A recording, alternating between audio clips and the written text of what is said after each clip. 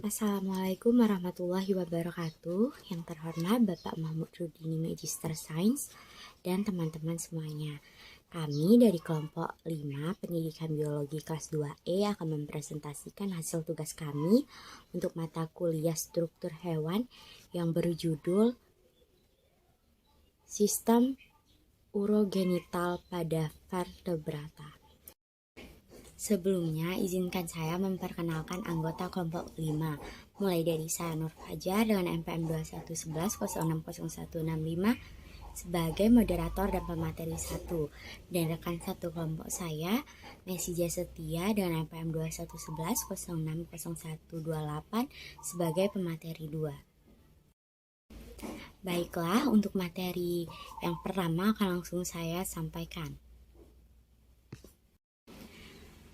Apa yang dimaksud dengan sistem urogenital? Sistem urogenital adalah sistem yang terdiri dari sistem urinaria dan sistem genital, yang mana sistem urinaria dibagi menjadi traktus urinaria atas dan bawah. Traktus urinaria bagian atas terdiri dari ginjal, pelvis renalis, dan ureter, sedangkan traktus urinaria bagian bawah terdiri dari vesika urinaria dan uretra. Sistem urogenital pada hewan vertebrata umumnya sama, tetapi karena tempat hidup, perkembangan, anatomi, dan cara hidup yang berbeda. Zat hasil metabolisme yang tidak diperlukan oleh tubuh akan dikeluarkan melalui alat ekskresi. Dalam hal ini adalah ginjal, sedangkan sistem reproduksi adalah sistem genital. Makhluk hidup untuk menghasilkan keturunan baru. Sistem urogenital vertebrata pada umumnya sama, tetapi karena tempat hidup, perkembangan anatomi, dan cara hidup yang berbeda menyebabkan adanya perbedaan struktur sistem urogenital. Apa saja organ dari sistem urogenital pada hewan? Hewan bertulang belakang atau hewan vertebrata membuang beberapa sisa hasil metaboliknya melalui saluran pencernaan dan kulitnya, tetapi sebagian besar dibuang melalui ginjal. Ginjal berjumlah sepasang, berbentuk ramping dan memanjang, dengan warna merah tua, terletak di bagian atas rongga perut di bawah tulang punggung. Hasil buangan berupa urin dihasilkan oleh ginjal dialirkan melalui sepasang ureter atau duscus mesoson predicus yang berjalan di pinggiran hingga rongga badan sebelah dorsal menuju ke belakang ureter ke kiri ke kanan bertemu di belakang menjadi kantong urin atau yang disebut vesika urinaria, dan dari organ ini urin dikeluarkan melalui uretra yang pendek dan bermuara pada porus urogenital. Nah, di sini kami akan membahas tentang organ sistem sekresi pada Pisces atau ikan. Ginjal pada ikan adalah sepasang ginjal sederhana yang disebut mesoson prevos.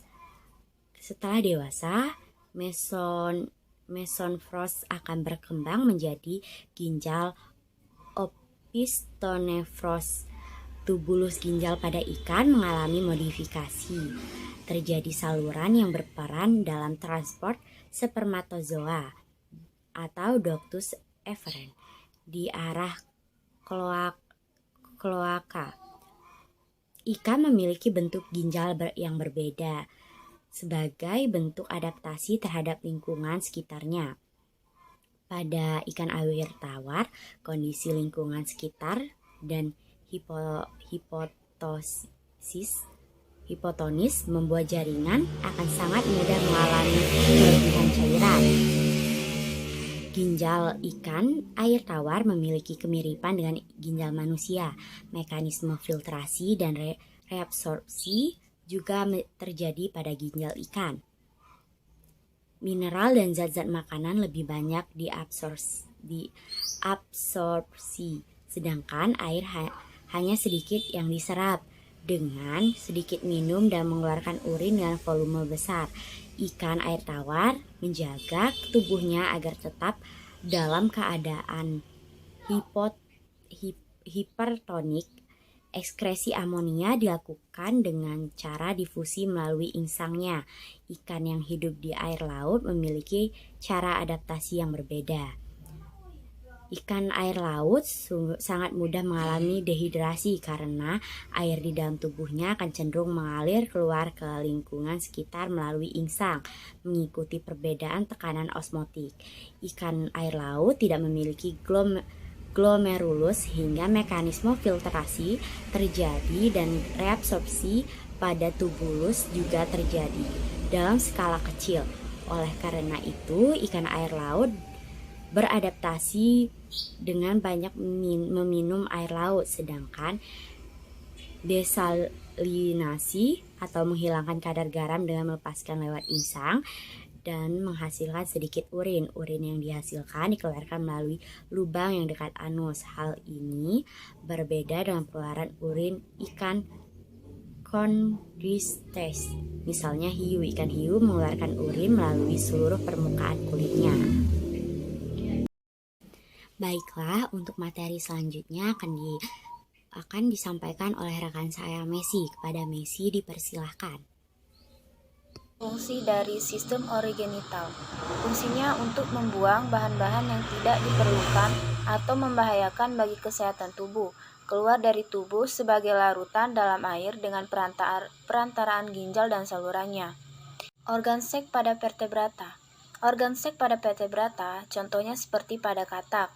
Organ reproduksi eksternal berupa koloka, sedangkan organ reproduksi internal berupa gonad dan saluran reproduksi. Pada katak, betina sepasang ovarium akan melepaskan sel telur ke lingkungan melalui saluran yang disebut oviduk. Berdasarkan tempat dan fungsinya, oviduk katak dibedakan menjadi 3 bagian, yaitu mulut oviduk dan kantung oviduk. Mulut oviduk dilapisi oleh jaringan epitel bersilia yang membantu transportasi sel-sel telur menuju saluran oviduk. Mulut oviduk berfungsi sebagai tempat awal sel telur dewasa masuk ke saluran oviduk. Saluran oviduk, bagian pangkal berdinding tipis lurus dan pendek, kemudian di bagian tengah dindingnya tebal, sangat panjang dan berkelok-kelok. Saluran ini berfungsi sebagai tempat transportasi sel telur menuju kantung telur seperti uterus. Sekian dari materi kami akhiri. Wassalamualaikum warahmatullahi wabarakatuh.